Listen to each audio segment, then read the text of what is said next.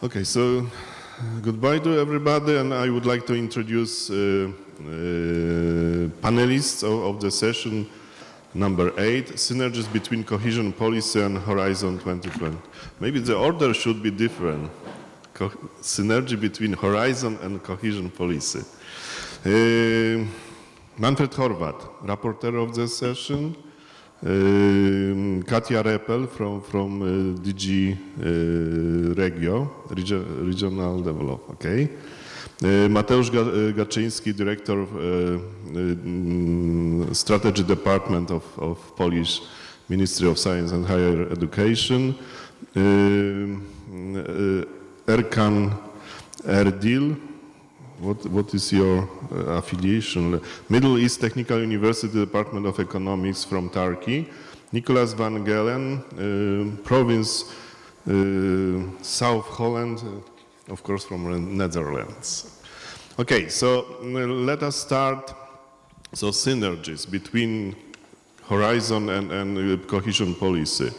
So we already discussed some of these ideas yesterday, and so I'm from Poland, and we had such experience from the past, from FP5, FP6, that we developed some concrete examples of such a synergy. So let me start from such an example which is repeated in each framework program. So in FP5 we had a special call in FP5 to develop centers of excellence in accessing countries. And it was very successful instrument because we identified such a best centers, and they received some small money, but then in national ecosystem of supporting research and innovation, they got real visibility and some significant financial support. Dimitri Corpakis, director in DG Research and Innovation. Head of unit? Okay, so head of unit. So this was successful. It was repeated in FP6 for so-called transfer of knowledge centers, and now in FP7 RECPOT, so research potential in convergence regions. So for us, such a just nomination from identification by best European experts in the framework program supported some actions at the national level that we could develop infrastructure, we could develop human capital using our national resources.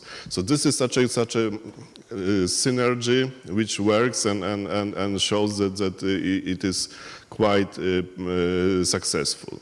Another form of such a synergy that it is used not only in Poland but in other countries is European Research Council projects. So if somebody is very successful but finally not receiving money from ERC, it is possible to have such a support from national resources. In Poland we have such a program which is called Ideas Plus. So are you successful at the European level in these instruments, you may get some real support from national resources.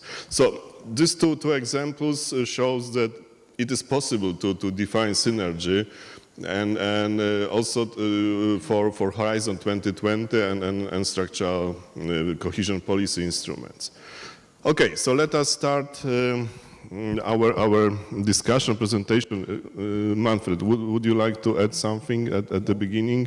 Okay, so Dimitri Corpakis, some official, what is the current state of the art and the proposal from the Commission? Thank you, Andrzej. Good morning, ladies and gentlemen. I will try to respect my 10 minutes, although my slides are more than 10 minutes, but I will try to fly through this. So this is a really repeated issue from not only in this conference, but it's something that comes again and again on the table, on the policy table, on the political discussions, how we could ever achieve better synergies between Horizon and future cohesion policy. And as I have a good colleague that will talk right after me on cohesion policy, I will go quite quick in terms of cohesion policy, but nevertheless I will make a short connection to justify also why I'm here in this respect. So I'm not a director, I'm the head of unit for the regional dimension of innovation in Clara's Directorate for Innovation. Why we want to raise excellence in the Union? We have all sorts of good reasons. First of all, because it is a prerequisite for the success of Europe 2020 strategy. It is absolutely important for innovation. It is necessary for the Union to maintain and keep technological leadership, and also, and more importantly, for facing the big societal challenges in the future. You have already seen several times this graph. Just a reminder, this comes from the Innovation Union scoreboard, and this presents you the ranking on innovation performance at the level of the member states, and you have modest innovators, moderate, innovation followers, and innovation leaders.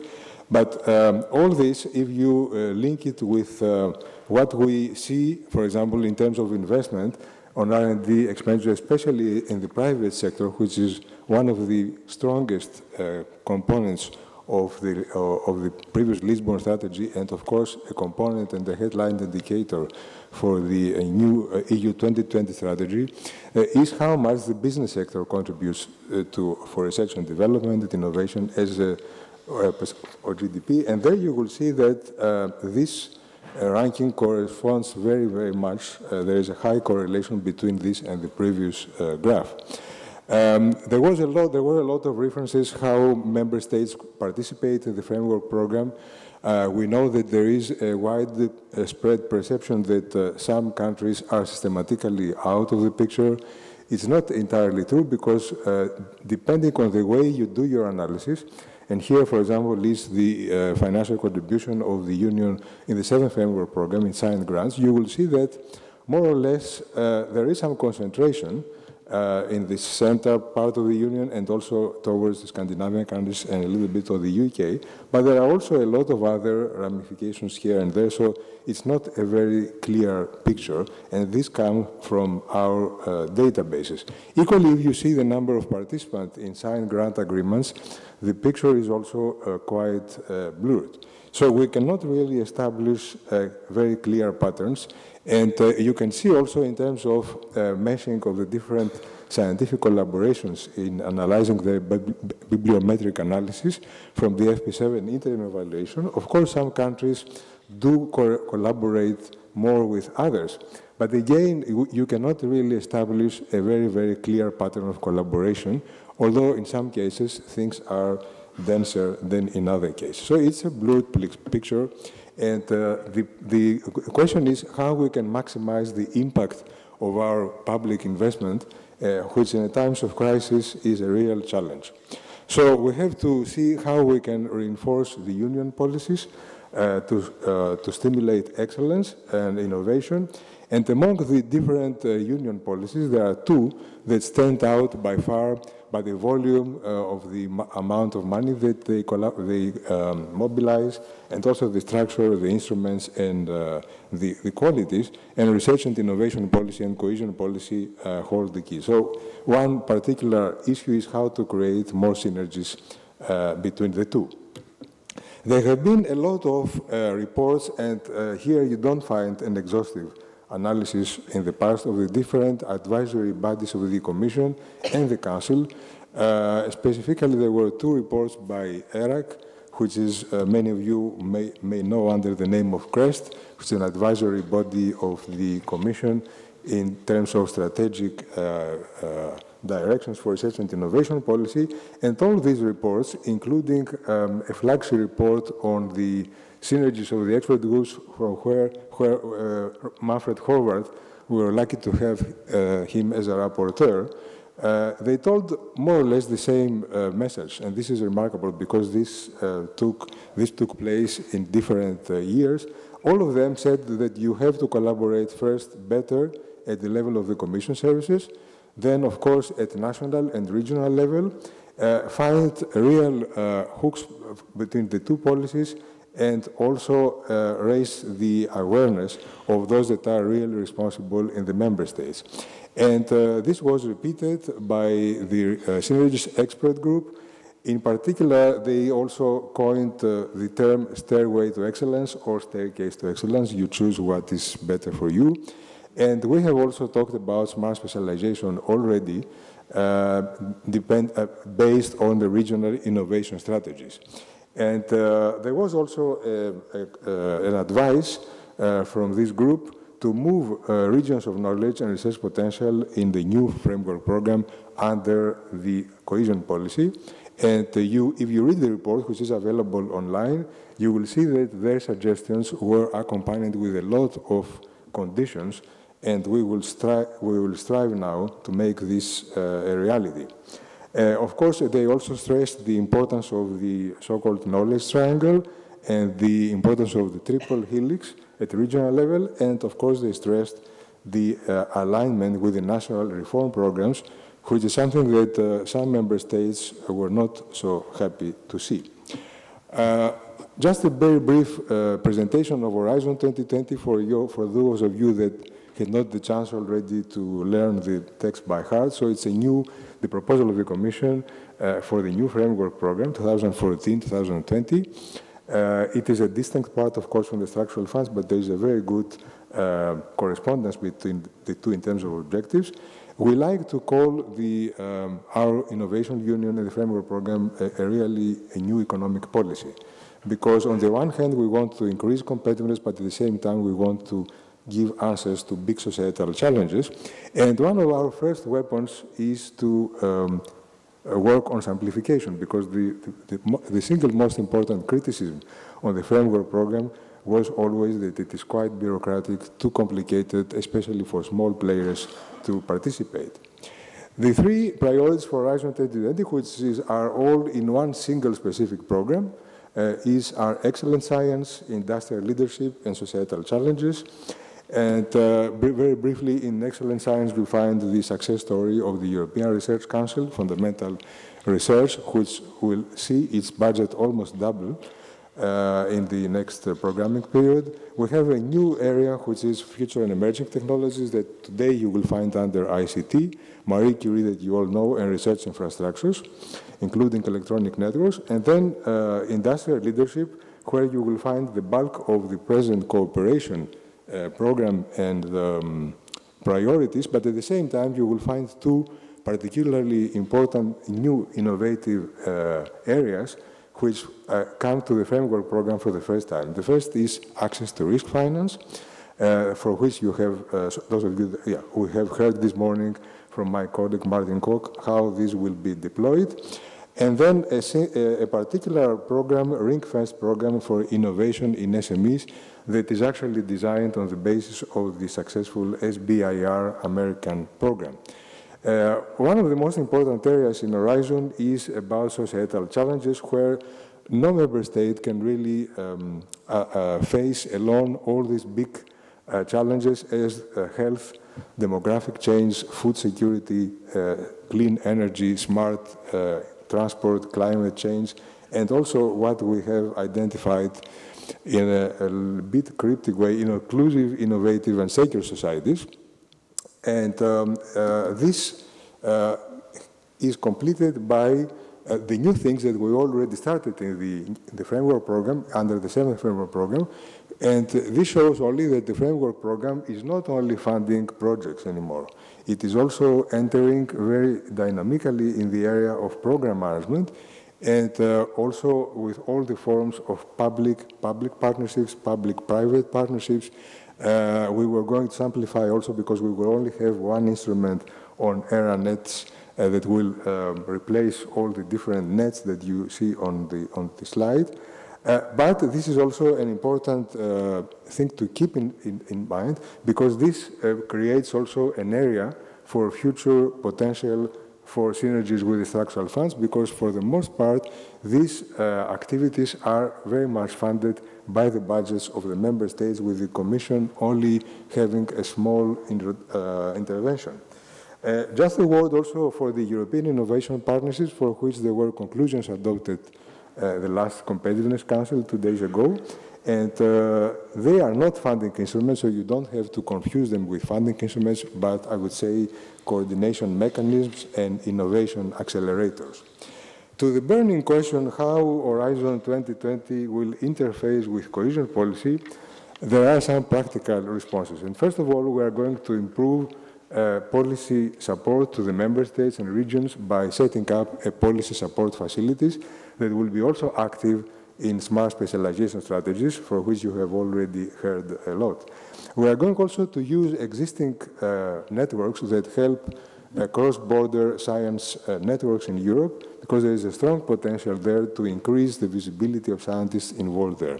We have a host of measures on the so-called Closing the Innovation Divide chapter under the 6th challenge, Inclusive, Innovative and Secure Societies, and we aspire to have also two other things: better communication between the managing authorities of the funds and our national contact points, because at the moment they are more or less two different parallel worlds, and we want to break this, the glass ceiling between the two.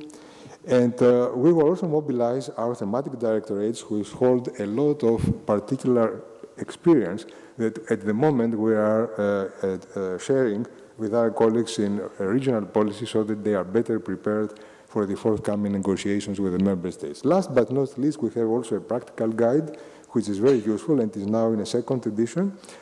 Somebody talked about the practical guide. It is the most downloadable document on Cordis, so I advise to all of you to have a look, because it's a very clear and helpful document. As I said, Horizon will have also a very particular instrument on research and innovation in SMEs, access to risk finance, again also for high growth innovating SMEs, and simplification. And these have to be under the umbrella of measures that will accelerate what we could call widening participation in the framework program. I don't know why that, okay. So also we are going to have, as you know, a clear division of labor between cohesion policy and Horizon, meaning that we have given almost entirely capacity building under the structural funds, and Horizon will only deal with excellence.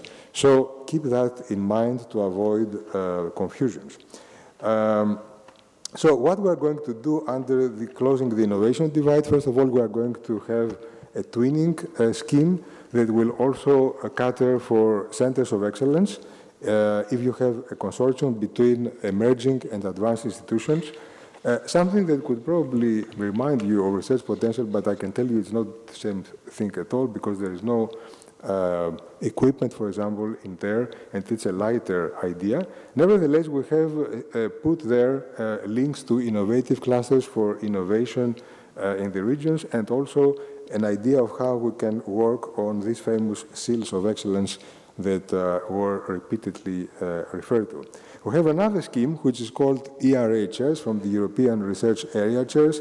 Is a concept to attract outstanding academics to institutions with a clear potential for excellence.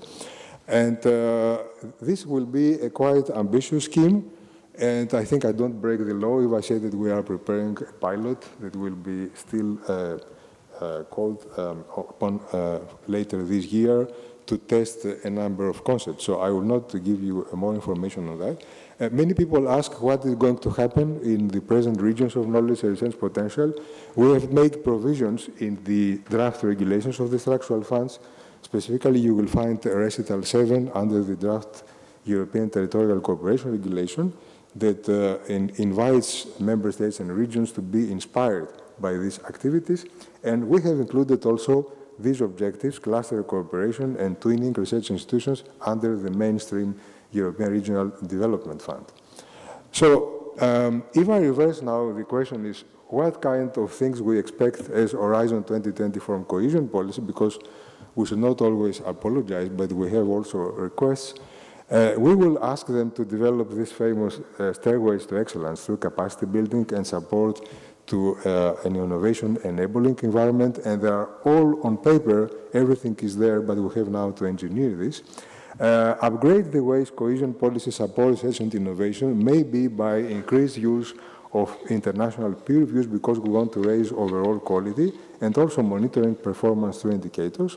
As I said, improvement of information flows and also an improved local take-up of our global initiatives and their enhancement by the structural funds. There, for example, you could think about large demonstrators in our R&D projects, prototyping, the impact of innovative public procurement, and how this will interface with national schemes, that they are also eligible under the structural funds. And don't forget, we have a program that we are implementing under the Innovation Union with 34 commitments. You can follow this on the web. And all these commitments have some particular impact at the member states level and the regions. I told you about the practical guide. Here's the link. And here is how it looks on Cordis. So if you go there, it takes a very much user approach.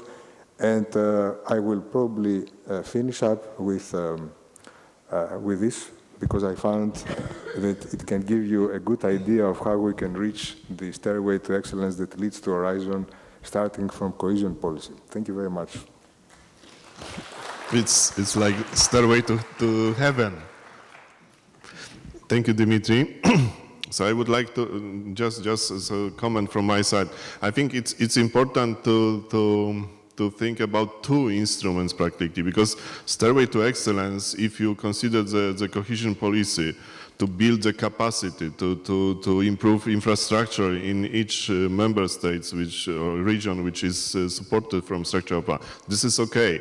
So Stairway, but we need also instruments like bridges to Horizon to have this synergy, to have certain interaction. So maybe we in such a working session we should distinguish these two instruments.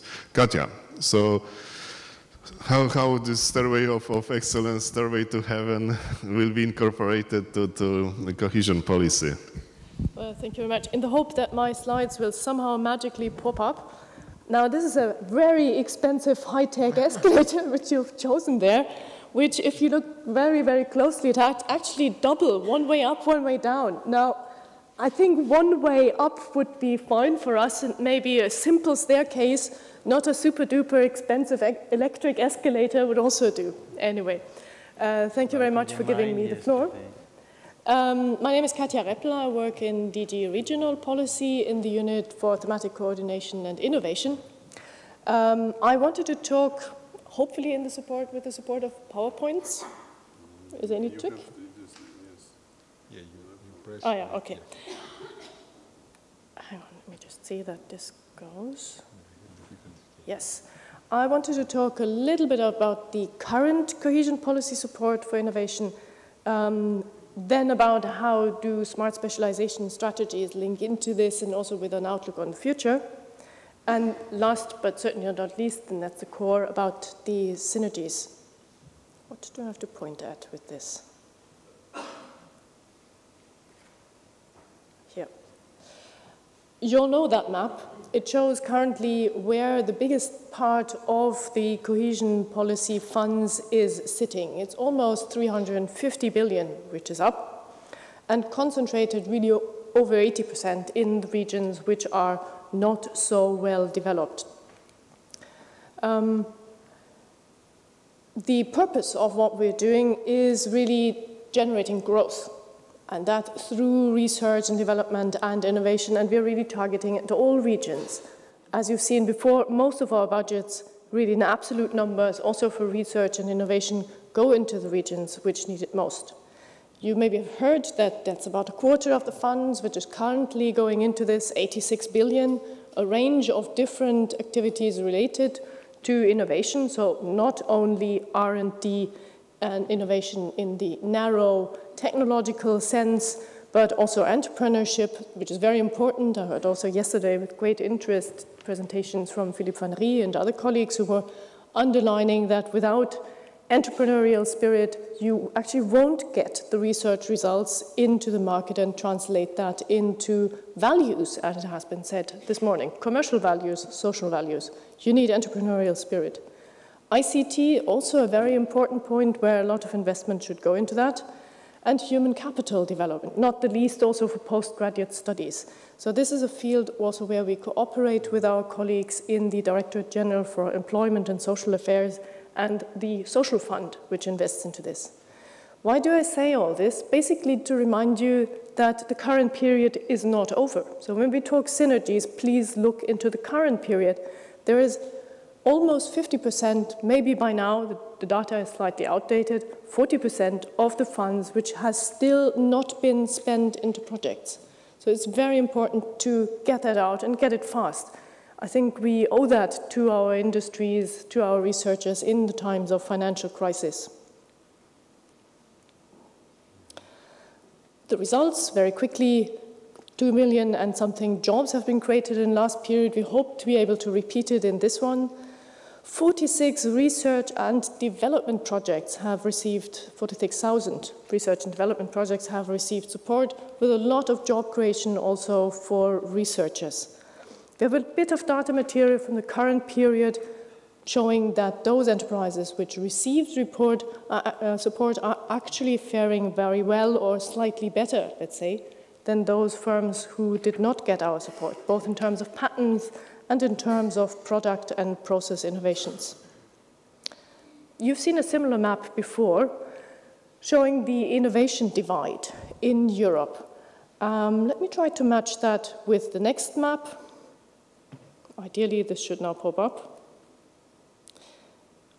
It shows in a quite impressive way that actually the region's member state put the money where the mouth is. So basically, where there is a need for getting more done in terms of research and innovation, most the money has been allocated or earmarked so far in order to achieve a more knowledge-based economic growth in the future. So far, even that in some of the less developed member states, the biggest share of their national research funding actually comes from cohesion policy, which underlines the importance of generating synergies also with FP7, not to forget that. Everybody speaks about Horizon. I tend to speak still about FP7. We have another number of years, at least, for implementing projects ahead of us where there is a lot of scope. I echo a bit what has been said in the previous session in this room, in case you were there, that there are problems related to the implementation. The Regional Innovation Monitor, for instance, has been looking into how the region's faring. Much of that, which I project here, sounds familiar, I believe, to you after having listened to the last session and maybe echoes your own experiences. There's a lack of interaction between governance levels and departments. There are many strategies which look more as backwards. They don't look forward. They take just stock of where we are. They don't look outside their own territory. They actually duplicate what has been their major problem with technology parks, with many research infrastructures, which in the end stay empty and don't get used.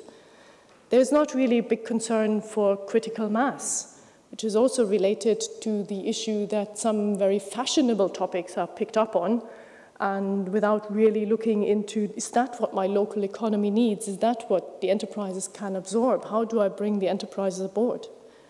Many of the measures went into capacity building only. Nothing against capacity building. This is very much necessary.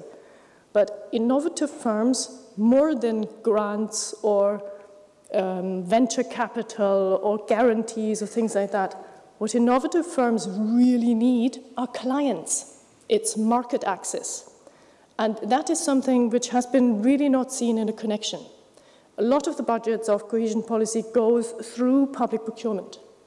But the public procurement stays very conservative and they don't exploit the possibility to have an innovation pull onto the market. A couple of regions have started working on that. In Hungary, for instance, member states have picked up on that. Spain, notably, has launched now activities in this sense, and we're happy to see that. But the strategic link between the procurement side and the research and development innovation side has to be strengthened as well. So the question for us remains, is there any impact getting out, given that there is a number of problems? These problems led quite directly to our strategies for smart specialization, having introduced this concept several times in the course of the past few days. I'm not going to elaborate about that anymore, but it really is about economic transformation agendas. I know many of you who come from the regional fund world are staring at the ex-ante conditionality question, which is related to that. I put that in very small letters because I think at the end of the day, it's not so important. In any case, these research and innovation strategies, they're not the operational programs. We're not going to negotiate them with you. They're really about achieving more impact with, in the end, less money. And we need to focus more. The strategies should have a comprehensive approach and bring together not only things related to spending money on certain physical investments, if you want, but they're also about the legal and administrative framework. It brings me directly to the European research area. If you don't solve certain problems, which are legal problems related to career development of researchers, it doesn't fly. But these are legal acts. They're not to be funded with structural funds. So please, these things have to be taken aboard. Evidence-based, this is another principle. You heard about that. And building on existing things. And I was flying through that slightly too fast. Here we are. So putting the innovators' needs at the center, that is really what these strategies are about. And at the end of the day, we're really talking about good policy making. Nothing fizzy-fuzzy, just generally good policy making for innovation. That feeds into our proposals for the next round of cohesion policy. Very closely linked to Europe 2020 and its objectives, very much related with a focus on results and impact to what I just said, do more with less, attain an impact on growth, sustainable if possible, inclusive if possible. Strengthen a partnership. There we come again back to what we heard yesterday about these strategies, that they should be built in a partnership with the local innovation actors in the knowledge triangle. And also simplification plays a great role. We paved the way there to having much easier combination of funding between the future EU programs like Horizon 2020 and cohesion policy by aligning a certain number of things like lump sums. Conditionalities, they were also strengthened. I mentioned, and other colleagues did, the research and innovation strategies, but there is also the implementation of the Small Business Act. And I underline that.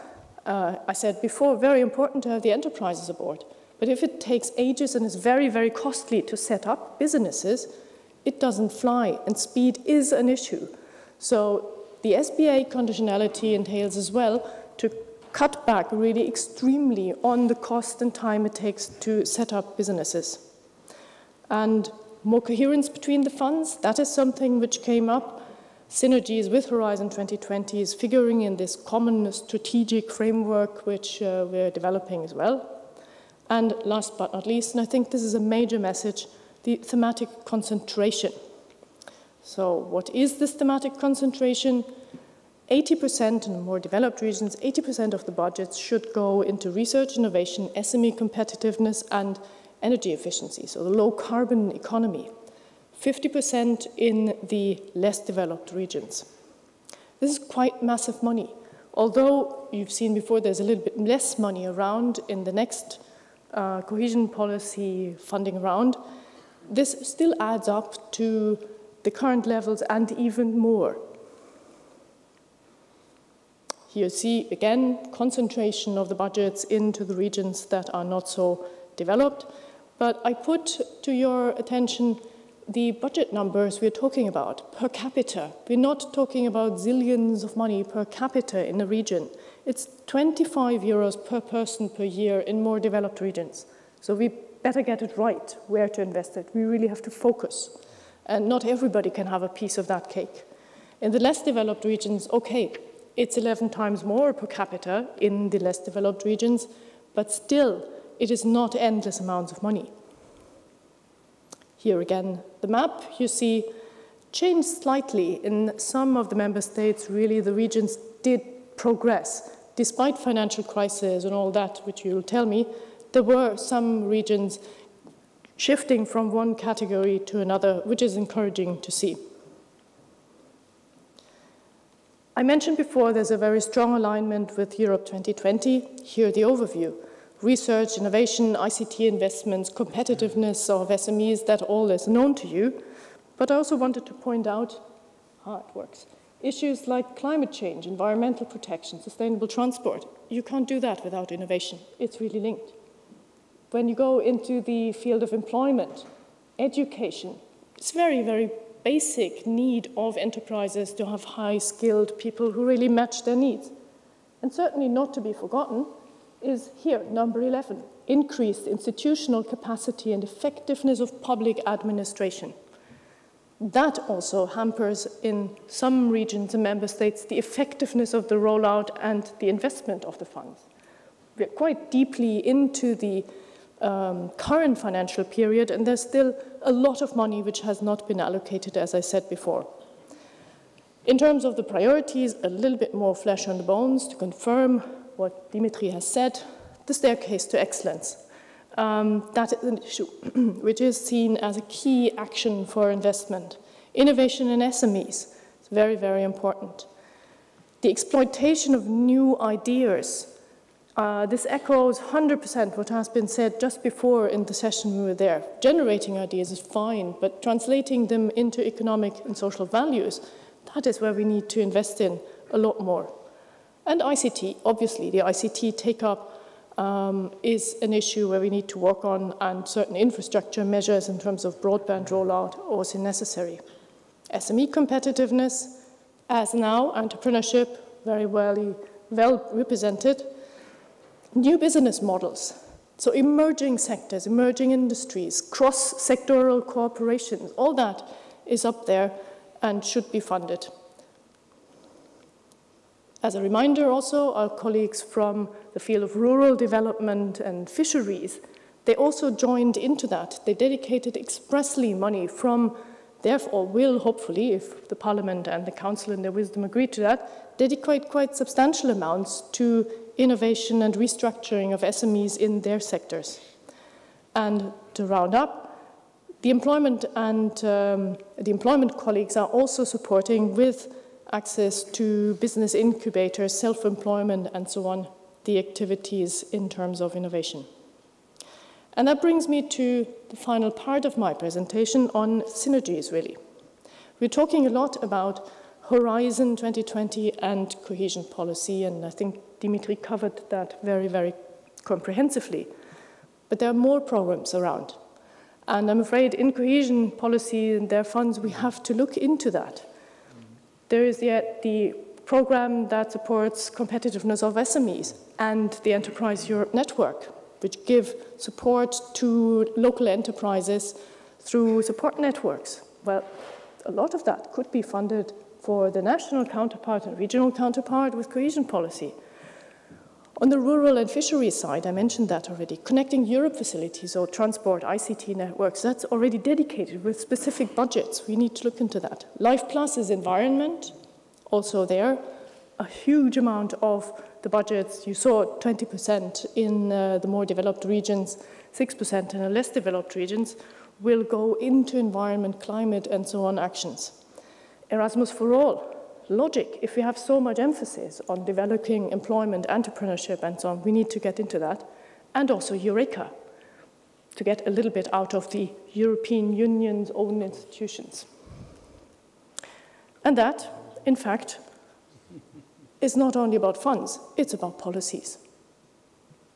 So how to get that in, and my apologies for adding even the internal market into this, but there's no really a funding program behind. That is the field in which we need to move with cohesion policy and the development of synergies and getting out more of that, which is quite complex, but I think there's a lot to gain, really. We did a lot of opening on the side of the cohesion policy itself. On the one hand side, which is very basic, I think, the encouragement of the combination of cohesion policy funding with other funds. That was pushed. In the current period, people are more discouraged, I understand, than encouraged. I think that should really change. There's an integrated, holistic approach to innovation, which mirrors more or less what Horizon 2020 does with its bringing ideas to the market. So there is a lot of interconnection point where we can get together. A strengthened possibility to invest outside the territory of operational programs, up to 10%, or Lambert van Nistelrooy, I think, had even more far-reaching ideas when I followed discussions in the Parliament correctly. There should be more possibility for transnational and interregional cooperation as well. More money is dedicated to that in relative terms. And last but not least, again, the administrative capacity building at the national and regional level should not be lost out of sight. This is really crucial to design good, effective, user-oriented innovation and research programs. I think I skipped that. That shows a little bit how from building up capacities to research, innovation, and so on, how Horizon is situated. And you see it actually goes beyond what was there for the research framework programs. And the emphasis, however, of the cohesion policy funds is slightly different. It's capacity building and it's then downstream. But the middle part, that is something where the combination of the funds comes really in. And I would like to underline that there is also this middle part between upstream and downstream actions. In comes also COSME, which again is there both in capacity building and then when it comes closer to the market. And with that, I echo in my almost last slide what Dimitri has said, what Horizon 2020 expects from cohesion policy. Now here, what cohesion policy expects from Horizon 2020. What we really need, I think, is a better forecast on how the Horizon 2020 will be exactly implemented. I know there are the constraints. We still don't know the final shape and context since negotiations in the Council and the Parliament are ongoing. But we direly need to know as soon as there is more clarity in Council and Parliament how these procurement networks are set up, how is the SME instrument structured, what exactly is the co-funding and for how long the ERA chairs? Can I count as a region on getting an ERA chair? What are the conditions? Also, the European Institute of Innovation and Technology and their knowledge and innovation communities. How exactly do I get in? What is there? How do the financial instruments work? We need to know that. Once the implementation is ongoing, obviously information exchange. That is very, very crucial. In many managing authorities, they don't actually know what projects are going on in their territory. I skip almost the next one because it has been said, more emphasis on innovation and the take-up of research results and not so much just research. If there is a move in Horizon towards the innovation part, the connection with cohesion policy will be a lot easier. Interoperability between the programs, I mean, I said in terms of accounting, there are certain interoperability terms, but there are also issues like indicators. In cohesion policy, we ask about the socio-economic impact in the territory. This is if you look into the FP7 application forms, it's not really asked. It's research excellence. So have a bit more harmonization and take up these socio-economic indicators. That would be most welcome, because there we can see where it's worthwhile investing cohesion policy funding to top up Horizon 2020. Involvement of the partnership actors who are involved in the research innovation strategies, for instance, in the innovation partnerships and the PPPs, that would be a way. And last not least, since I emphasize so much the administrative capacities, there's a lot of experience on the ground in terms of how to administratively manage and evaluate the FP7 calls currently. The expert evaluators, they come from everywhere, all across the European Union. But they seem to be not very much involved when it comes to designing the research innovation programs and the calls which are done at regional and national level with cohesion policy. So really channel through the expertise into the regions in a very active manner. And with that, I come to the end. Thank you very much. Thank you, Katja. So, of course, this is something that shows that enormous potential opportunity for convergence regions to use this enormous amount of money for development of research potential. So this is clear and visible, and of course we are very grateful for this offer.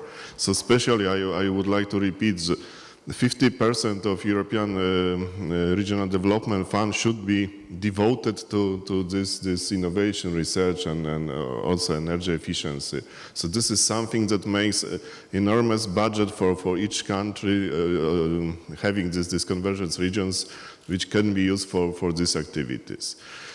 Okay, but the title of our session is Synergies between these two instruments, Cohesion Policy and Horizon. So let me to be provocative and say something like this. Okay, now we have this enormous budget and we build new infrastructure, we develop this capacity, and maybe in 5 years' time or 10 years' time we will be ready to be fully competitive on the same level with the rest of Europe. So on Sunday we met rector of Jagiellonian University in Krakow. He explained us of many developments coming today in Krakow.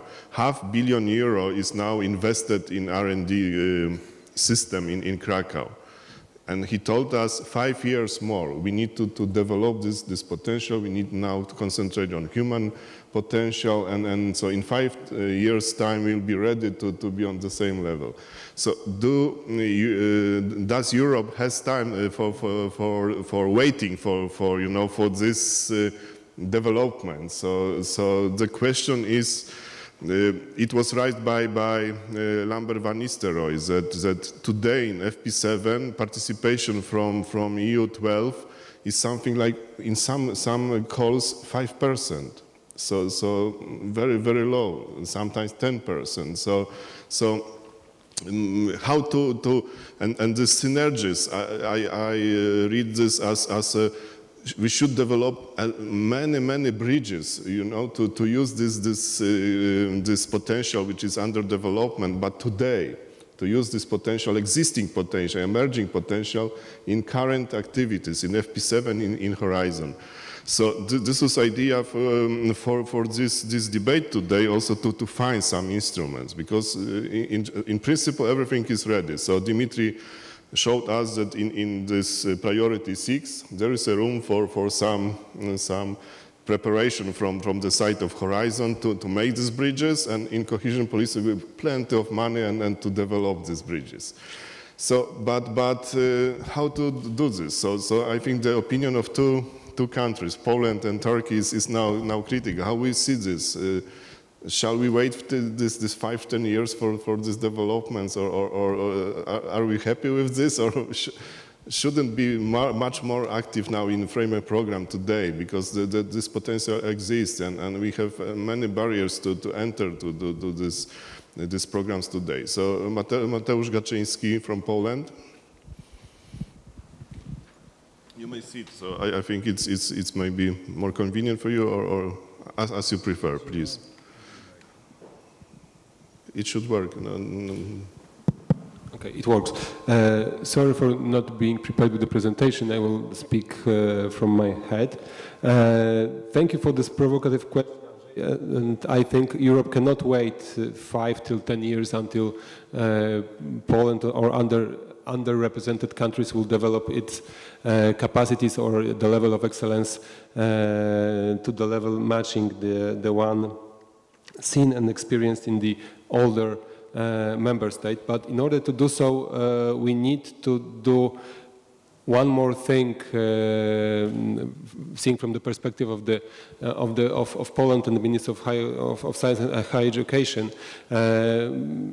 I do not agree with what you've said, that we have everything on the table right now. So I do not believe very much in very optimistic views of the Commission that we have everything on the table. We have lots of things on the table. We have the instruments. Now it's the policy making it's the policy making time that in this time we need to arrange those instruments and show the people how to use those instruments in order to be effective.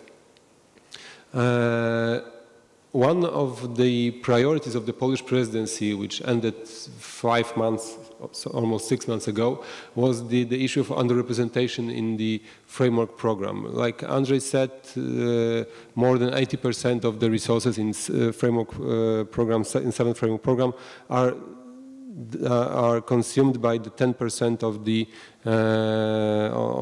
the beneficiaries. In order to develop more quickly and to reach those bold goals set in the Europe 2020 strategy and in Innovation Union documents, we need to bridge these gaps between the old and the new Europe.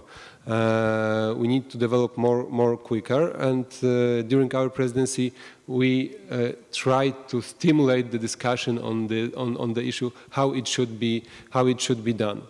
Our presidency came in time when the most important documents were published. So in December we have on the table all the necessary documents, Horizon 2020, cohesion policy packages. So we had the instruments. The one lacking question was how to, and the one lacking answer actually was the how to use those instruments. And the question,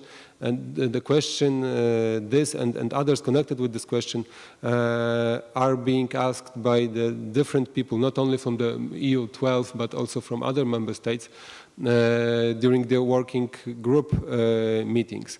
I know that the Commission is faced with lots of questions how different things, like for instance smart specialization strategies or Stairways to excellence will work in practice. Like Dimitri said, we have this guide how to match framework program and cohesion policy instruments, but sometimes this kind of guidance is not enough. We need more information in order to sorry for lack maybe of diplomacy, but we need more information in order to cross this the border between the putting a label of synergy on existing instruments and existing experiences and building a new one that could speed up the process of developing potentials and creating one and complementary European research area and one and complementary single market. So there is some work to be done in the future. Sitting in the ministry gives us the possibility to influence the process of negotiating those documents. In March, my minister, Madame Kudrycka, organized a meeting of the 12 member states, the 12 member states, the new member states. During the meeting, we discussed the issues that are, in our perspective, most important ones. Everything under this heading of broadening the participation in the framework program and building fast building the excellence in order to be more competitive. After the meeting, we prepared together with our colleagues from the 12 member states, including Croatia, the member states to be in a very near future. We prepared a letter that was sent to the European Commission, European Parliament, and the Danish presidency. And now, as the Competitiveness Council dealing with the Horizon 2020 regulation ended last Thursday, we can see that our work bears fruits. In current presidency compromise of the Horizon 2020 regulation, there are some issues that we wrote in this letter and that are, in our opinion, crucial for the broadening the participation and including new players in the game. One of such issues is the regional research infrastructures. Other is the support for small and medium-sized projects. The issues that will allow in the very near future to include more players from the underrepresented regions in the game that is titled Horizon 2020. Without using those players and without using the intellectual capital gathered in the countries, in the regions now being underrepresented, Europe cannot develop quicker than it is right now. So now it's time, as the separate presidency will deal with the very specific issues regarding the specific program and the rules of participation for Horizon 2020. And as I know, almost the same situation is in the cohesion policy package. Now it is the time, so the next year is crucial for designing the new instruments for building the synergies between the Horizon 2020 and cohesion policy package. But in my opinion, it cannot be built, in our opinion, it cannot be built only from one side. So we cannot see the situation as building the stairways to excellence only from the level of the cohesion policy. So of course, you can build a stairways only from the top, from the down from the bottom-up perspective.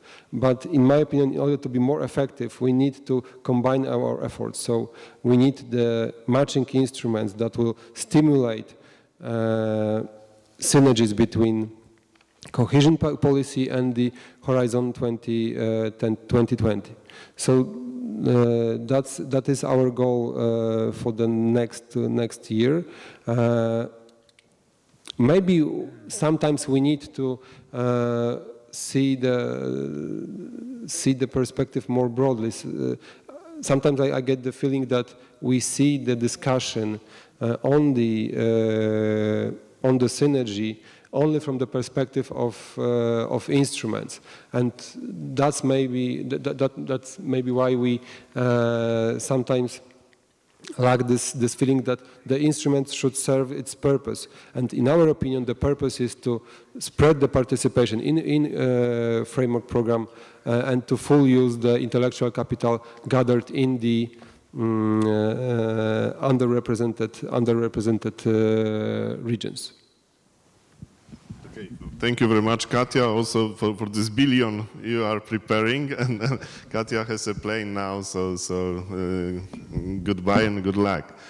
Turkey, Erkan, so from your perspective, so I know that you are not so also enthusiastic that from current participation FP7.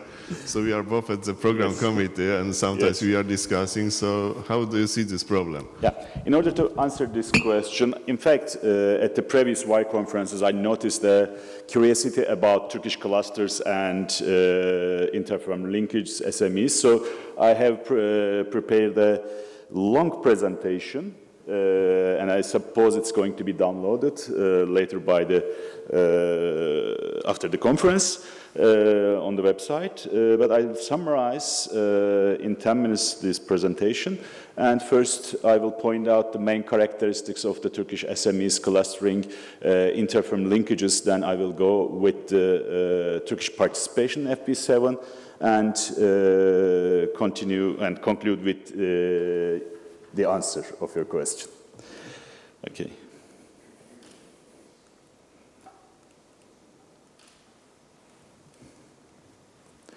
Okay, the presentation in fact addresses three ambitious questions for Turkish case. Are SMEs global linkages facilitated by the combination of local interactions with the influence of regional networks?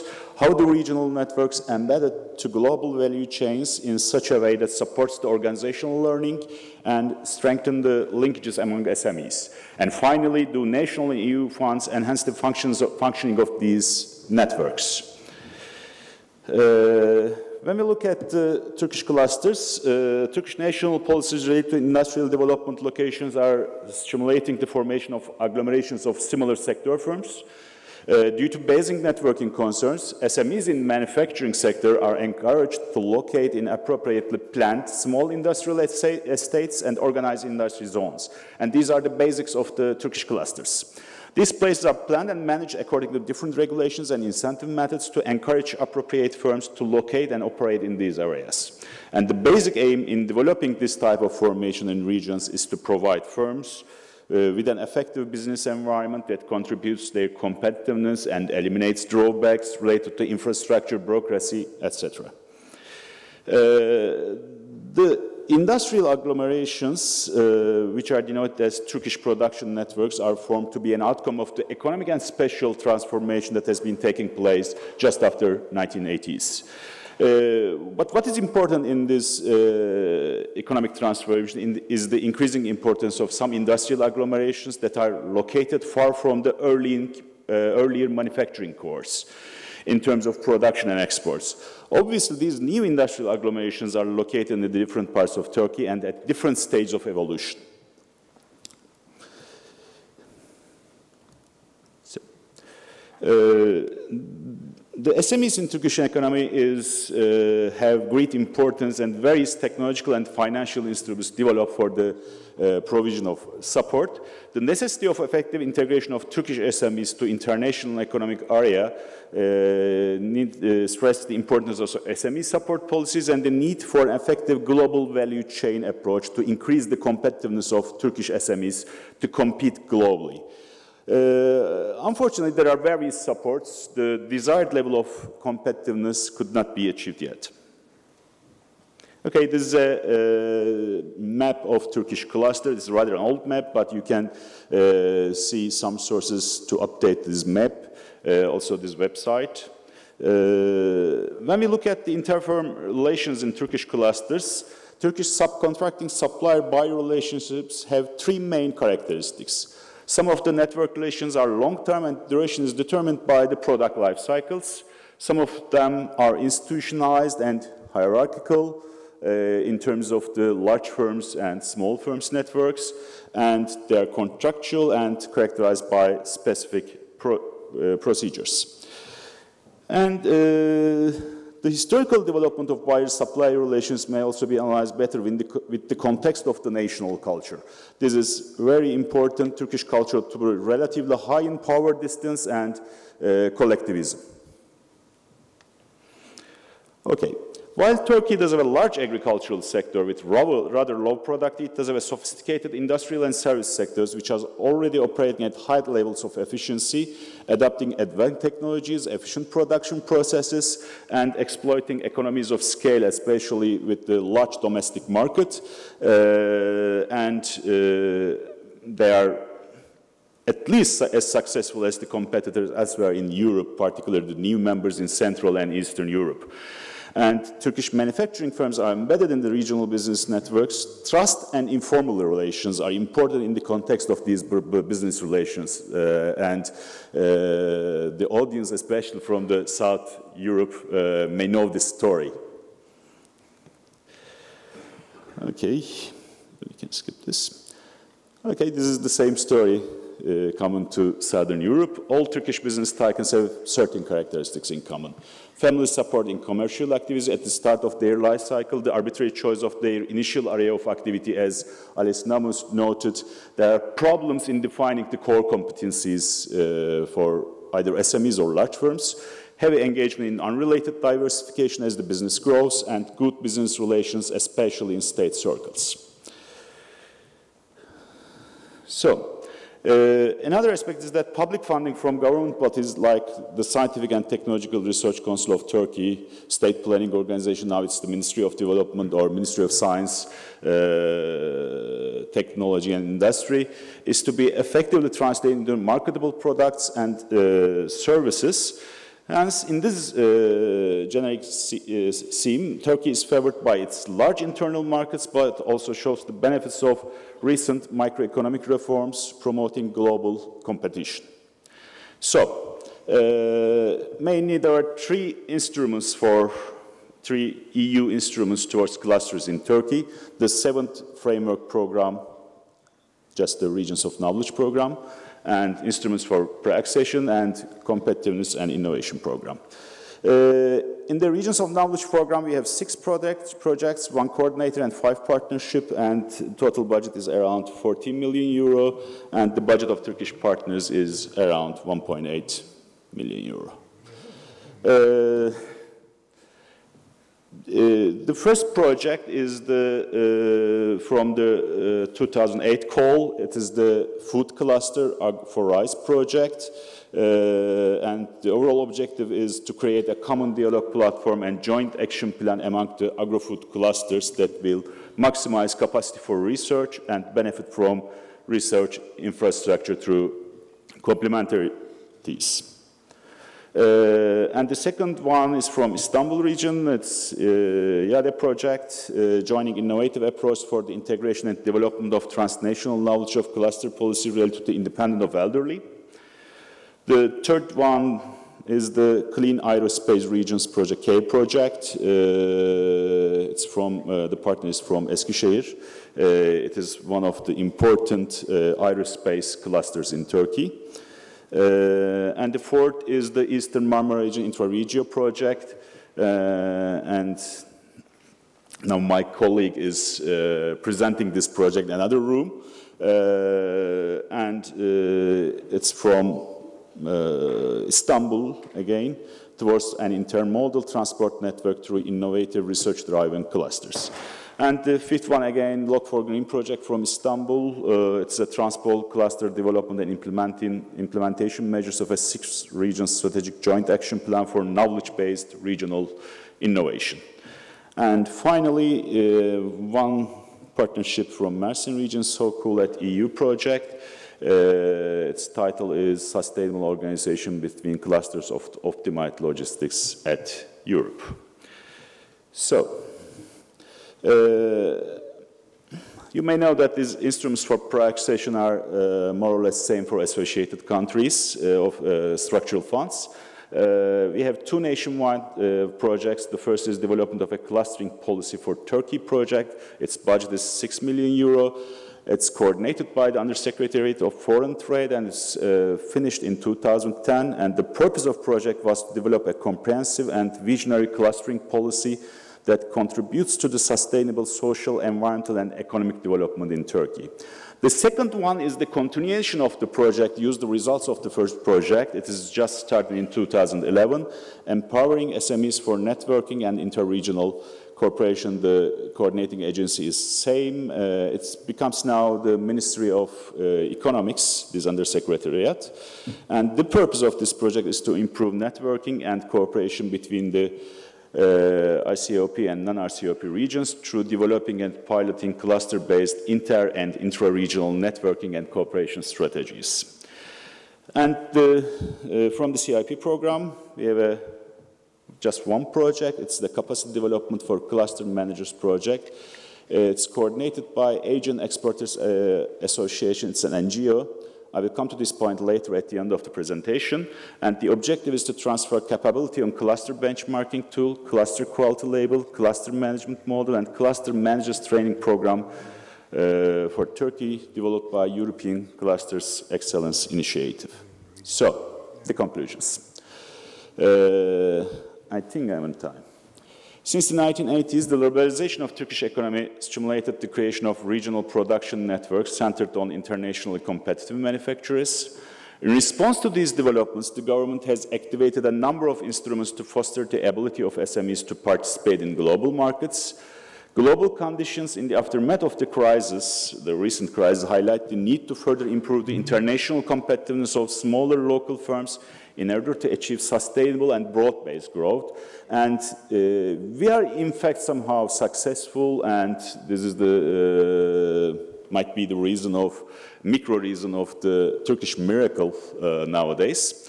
And Turkey offers an interesting case study to analyze knowledge flows within production networks. So, if we answer your question finally, This proposal not only relevant, some parts of the proposal is also relevant for other European countries. In order to enhance the synergies between the EU and national funds, we should further decentralize the management model of existing SME support programs in order to better serve local needs and increase the reach beyond micro firms to cater the needs of larger SMEs and to increase their networking with the large innovative firms. And we should advance the implementation of a flexible and decentralized management model. And the second one is very important, I think, to ensure that the services on offer are not already available on market terms to SMEs, in order not to crowd out private providers of such services, and the public funds and EU funds should not crowd out the private sector funds or NGO initiatives. And we should create a single entry point which could help SMEs better understand their business needs and opportunities. And we should expand the reach of support programs, as I said, beyond micro enterprises and directed towards to needs of small and medium firms. Okay, thank you for listening. Thank you, Erkan. So from your presentation, I see that you are very happy from current regions of knowledge program, and Turkey is really involved in this program, and I understand that you would like to continue also in Horizon 2020. As a final word, I can say that the budget are not too high, but what is more important is the indirect impacts. It raises awareness and enhances the initiatives of public sector, private sector, and NGOs. This is much more important for us, I guess. From the side of Europe, it improves visibility, you know, that it's something that we recognize, okay, this is something important, reliable, and this is... So this affects on no money. Money is not only the important factor for this. Okay, to continue this, now we have Netherlands. Of course, no structural funds. However, also you have the public support and using these public resources. Of course, there is a certain synergy, and you develop upon this the strength of some of regions and technologies in Netherlands. Is it true? Yes, it's true. Okay. And you mentioned already the bridges we need, and exactly my speech is about bridges and how we have to build bridges, because that is what we need to get more synergy between the... Oh, just this moment is unbelievable. The Commission is calling. No, it's my province which is calling. We are following you.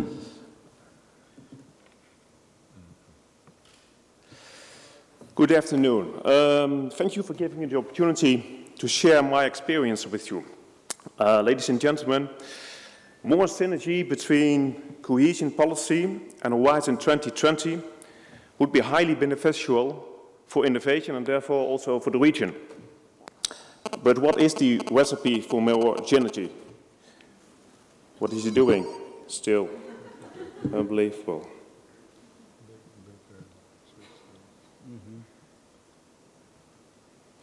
There's something, someone needs me. But this is a tricky and important question. In my opinion, a regional component in Horizon 20 is one of the key ingredients for greater synergy. An ingredient that would also contribute to closing the innovation gap in Europe. Synergy is a situation where the effect of cooperation is greater than what each of the cooperating parties could achieve separately. The 1 + 1 = 3 effect, well known.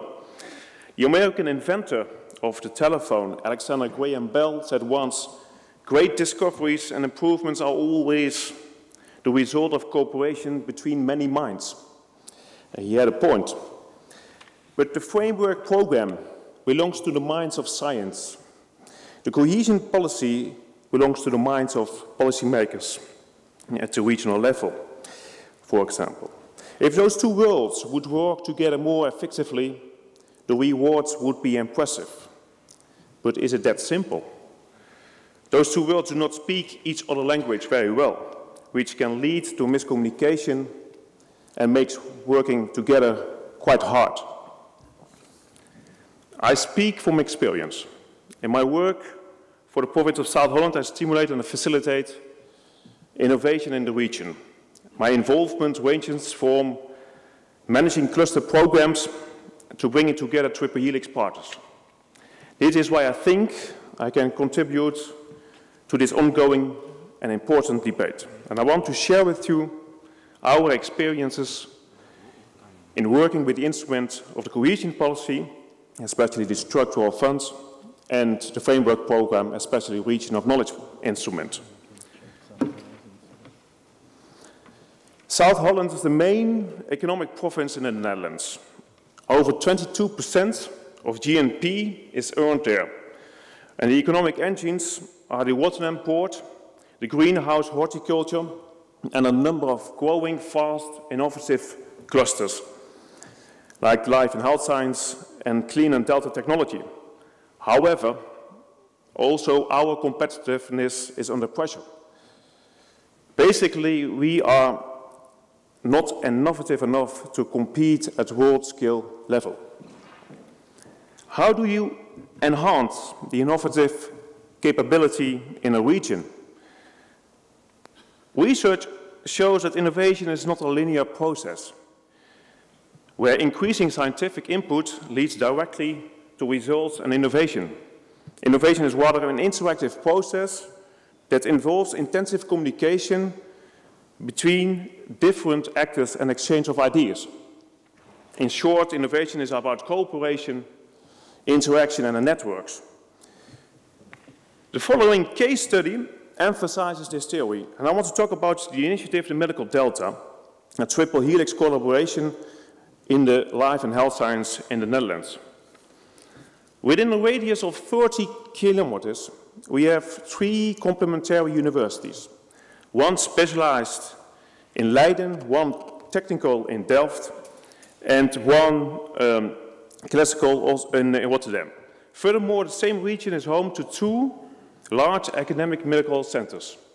And each of these 5 research institutions began to realize that they lack scientific mass, expertise, and financial capacities for an adequate response to the complex research questions and challenges within the healthcare sector, but also for being a world player.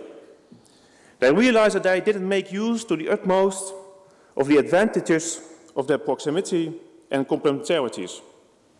And as a result, they actively looked for more and better opportunities for synergy. They decided to join forces in a new cooperation called the Medical Delta, with the mission to realize breakthroughs in medical science and healthcare. Soon, local and regional authorities got involved in the initiative, with good reason.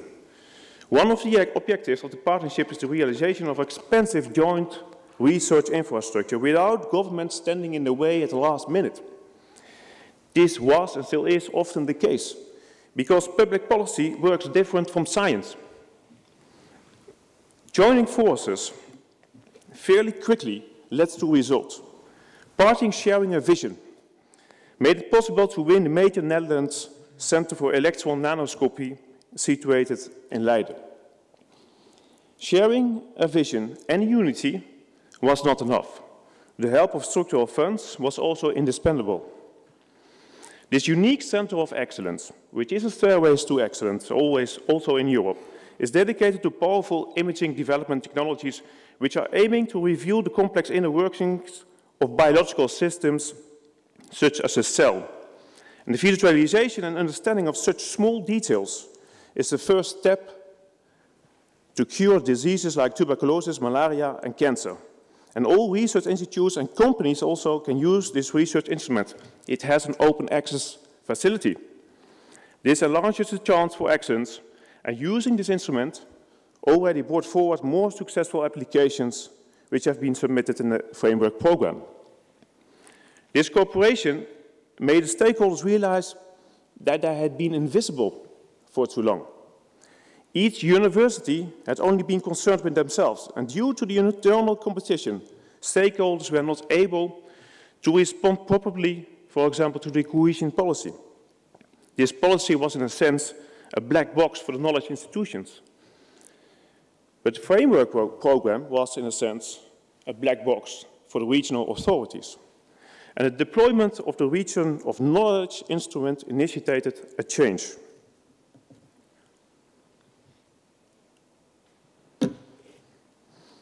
Regions of Knowledge provides a bridge between the regional authorities, the science community and business. It can also be seen as a bridge to the European convergence regions. And the purpose of this program is to introduce university knowledge to the market.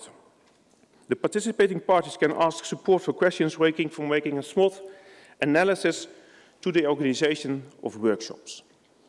Together, the Medical Delta and our province took the initiative to submit an application, and the existing regional triple helix consortium sought and found foreign reference regions such as Zurich, Oxford, Barcelona and Debrecen in Hungary.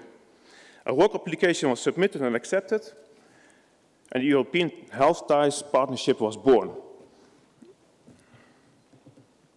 The experiences with this instrument are very, very positive. The instrument strengthened emerging triple helix structures, which are crucial for innovation. It leads to focus and transparency to the benchmark with reference regions. It leads to smart specialization strategy. As you can see here, for example, these clusters in Europe are top in life and health science.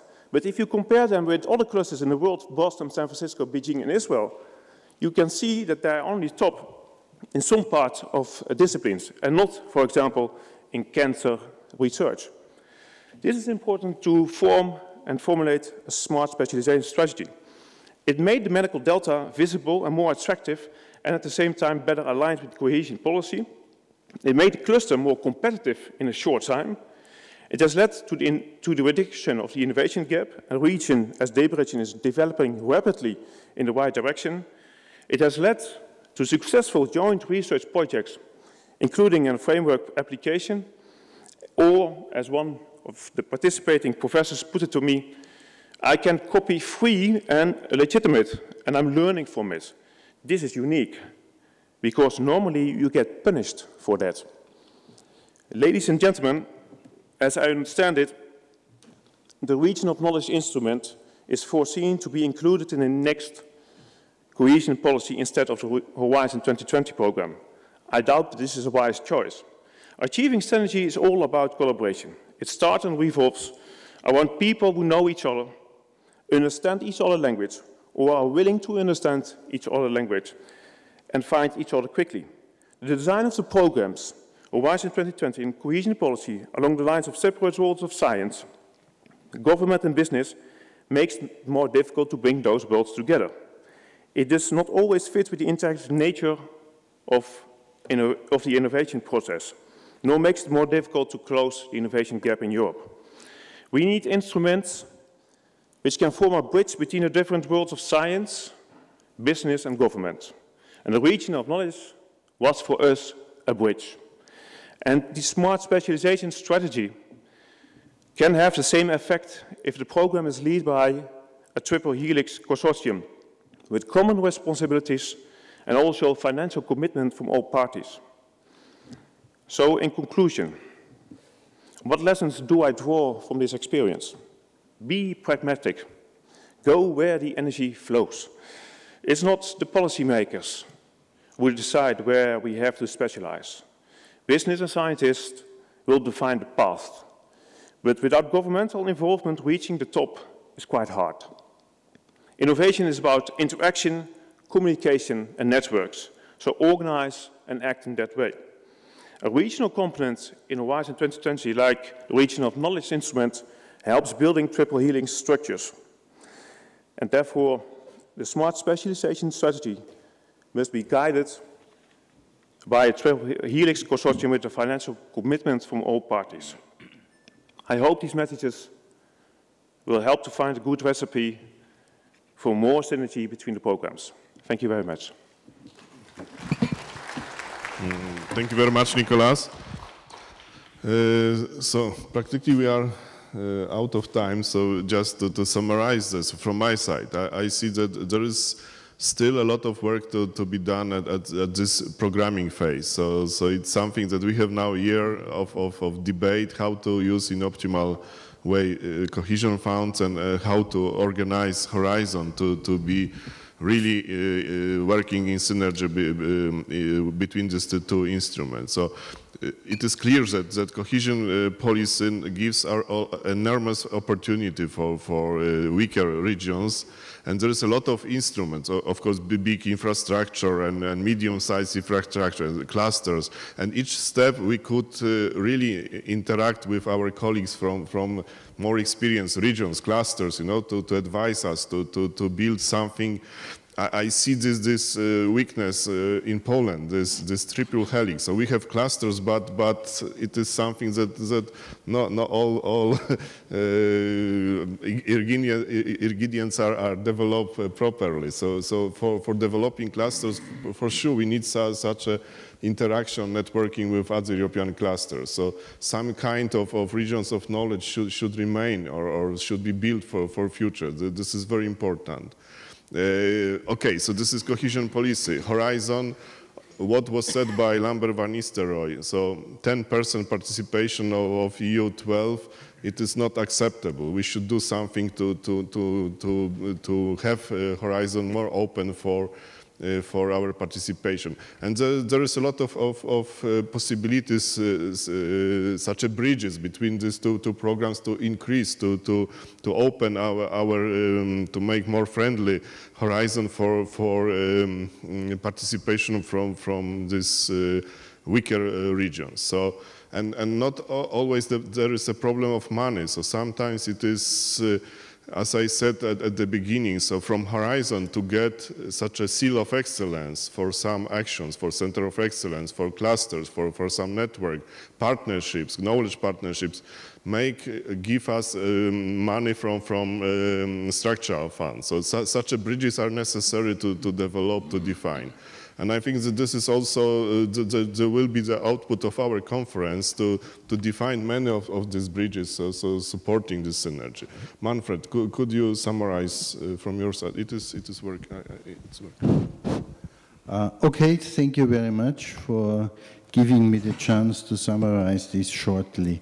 Well, this session was about synergies, which is probably one of the most important issues to be tackled in the preparation for the next programming period, but also during the next programming period. We talked mainly about Horizon 2020, which was presented shortly by Dimitri Corpakis, the 3 pillars. I would add also the EIT, and I will come back to that because I think the EIT, the co-location centers, the knowledge and innovation communities should be very important also for bridging the gap that was mentioned several times. The cohesion policy funds with the 4 focus areas of research and development, including infrastructures, the entrepreneurship, ICT, and SME activities, and where 50% for convergence regions, 50% of the funding will go, have to go for RTT, will be certainly something extremely important. I would also add the human resource aspect. There are already excellent examples in the new member states using European social funds, for instance, for PhD programs and so on. So the first point is about synergies, and there are several main issues. Well, first of all, clear division of labor between the programs, but on the other side also very good coordination and cooperation. A key issue will be really, and the devil is always in the detail, a key issue will be the interoperability. The second point is, what does all that mean? It means a new level of collaboration, of involvement, of participation of all stakeholders at all levels. That is true for the Commission. And we have seen in the Synergies group already an excellent cooperation between different DGs, what in the past was not necessarily the typical characteristic of Commission working. So, but in this case, I think there is room for optimism. But we need also the collaboration, the coordination at national and regional level, involving all the stakeholders. And it was mentioned several times, and I would like to emphasize that making the triple helix a reality on the one side, but at the same time always the knowledge triangle. So, and to have a synergy between these two concepts will be very important, let's say, to manage this nonlinear process that was mentioned here. And there we need also professionalization at all levels. That means also in all the different forms that we have at regional level, clusters, platforms, co-location centers, science centers, technology transfer. This is really a highly professional aspect in relation to human resource development. My next point was, and there was a very good slide by what was her name? Katja, sorry. Katja, was about the concertation of community instruments. I think that's a very important issue. It widens also the perspective, for instance, to Erasmus for All. There also, again, I would like to mention shortly at least the EIT, which in a certain way could also have a very important role with respect to bridging, comparable maybe and even stronger as the regions of knowledge. The next point is, it was mentioned, the instruments are there. Everything is on the table, but the question is how to use them. This is certainly the absolute important point with respect to broadening participation, which was mentioned, and we had the examples. We had the examples from EU12, from Poland, with the requests from Poland, also in this direction, requests for Horizon 2020, and also there is now on the table this letter from the EU12, but we saw also a very good example from an associated country from Turkey. So this will be certainly an issue where these synergies between the two big programs in the future will be a very important, will play a very important point. Next steps. We go into a very important phase in preparation of the two programs, especially with respect to the rules for participation. And in my view, that holds not only for Horizon 2020, but we have to look also at the future, let's say, implementation rules and procedures for the structural funds that will be needed, a kind of revision in order to make it the synergies really possible, then in reality, when everything comes down to earth.